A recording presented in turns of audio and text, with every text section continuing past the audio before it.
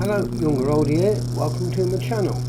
It's been 3 weeks since I did my first video on Norton Motorcycles, but you know what, since then a hell of a lot seems to have changed. Watch the intro and stay tuned.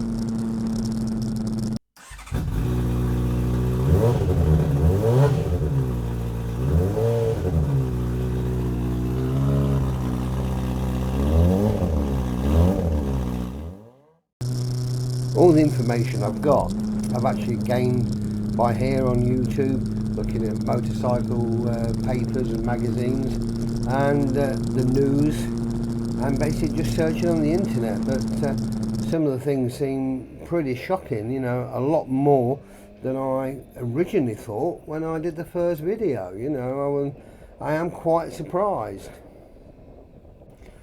I've seen and read where people have paid deposits on motorbikes, you know, back in 2018, still no bike, and they're obviously not going to get a bike now, and the chances are they'll be way down the list of creditors, so they probably won't get anything back. I only hope these people have sort of paid £500 to £1,000 or whatever for the bike if they've done it on a credit card. You know, sometimes your credit card covers you for things like this. Apparently most debit cards don't, but you know, if you've done it on a credit card, you may be lucky and be able to get your money back. But some people have even paid out full whack for bikes at sort of, you know, £40,000, and if you get no bike at the end of it, that is a real bitter blow. I've seen one guy who posted something on YouTube, and basically he paid his deposit for his bike, and he's being told, yes, your bike's in production, you'll have it soon, or it's in production, you know, and basically it's probably not even a box of bits. You know, the bike doesn't even exist. It's probably never even been started on. I mean, the building where they were going to build these bikes, even that isn't finished. I've also seen and read where people have lost their pensions. I mean, this is money which they were going to rely on in later life. You know, you pay into these things knowing that your money's going to be safe, but as it's been invested into the brand, then that money's going to be gone. You know, this is people's futures what's been messed up. You know, it's just an absolute shame. You know, words can't describe what it must be like to been put in that position, and the people who invested their private money in it, thinking they're going to, you know, get a good return later on in life. All that is now sadly gone.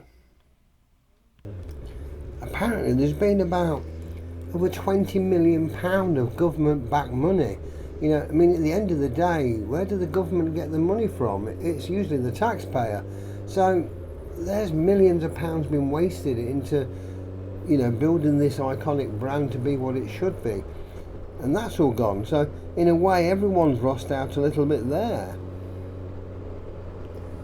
When I went on the tour, you know, around the Norton factory, one of the guys I was with is a very reputable car sprayer. He sprayed on some extremely expensive cars. So the guy knows what he's doing. And he actually mentioned to me that when you're spraying chrome, because it's not proper chrome, it's a chrome paint, there's always problems with it. He said they still haven't perfected a method of doing this properly. And funny enough, the guy who took us on the tour, he actually mentioned they were having some experts come in from somewhere else in the world because they have been having problems with the paint finish. Which leads on to another article I read in a motorbike magazine, where some guy had got his bike. He must have bought his and had one of the, I don't know, first ones off the press, but he got this bike and it got a few paint problems, so it went back for the work to be done on warranty. After the administrators had gone in, they basically told him to, you know, come and collect your bike, although it's not as it should be. The horrifying fact is that parts were missing, the wheels were gone, and there's loads of bits gone on the bike. Now, whether they've been used to go out on other bikes, who knows? But it isn't good, is it? You know, you take your bike in for any work to be done, and you expect your bike to come back done properly, all intact, and the problem solved. Not to basically have half your bits of your bike missing.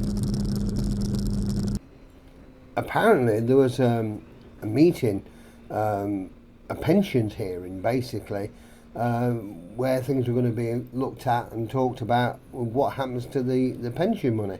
And the CEO didn't even turn up to that, so that's not a good sign. I've seen a lot of comments here on YouTube where people have just been accusing him of being a thief and a con artist. I have no idea. I read one article of how he sort of manipulated his last business and did a few slightly dodgy things to actually acquire the Norton name in the first place. Who knows, But I do think it will be a situation where there's a lot more to come out of this later on.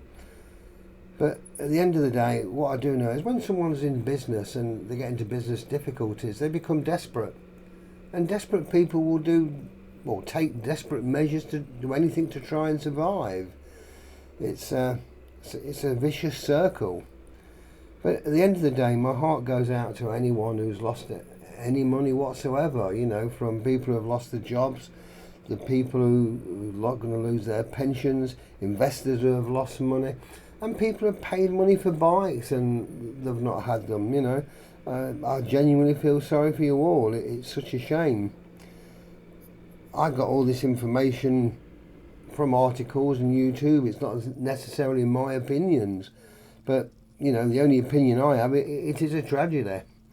So thanks for watching. Tick if you like, leave any comments, and it's always nice if you subscribe. So once again, thanks for watching, ride safe, and bye for now.